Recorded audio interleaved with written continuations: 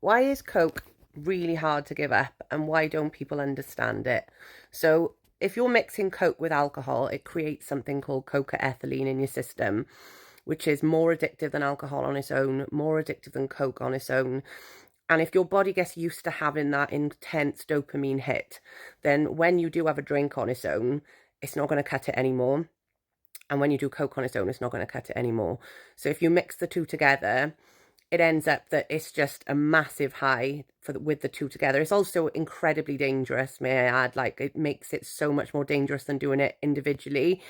But the reason it's so difficult is because once you've done it together, your brain is going to associate it. So every time you have a drink, you're going to be associating the drink with the Coke.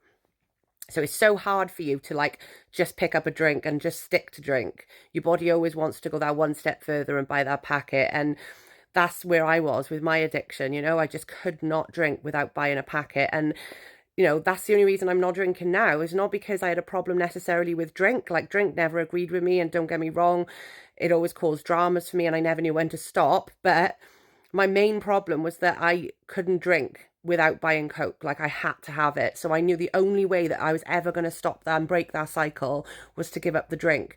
And if you're a bit like me, then unfortunately, well, not unfortunately, because there's nothing wrong with giving up drink, obviously, but you need to accept that the likelihood is you're probably not going to be able to ever drink without using. So if that sounds like you, the best thing you can do is throw in the towel with the drink, because that way is the only way you can guarantee yourself that you're not going to go back and pick that packet up.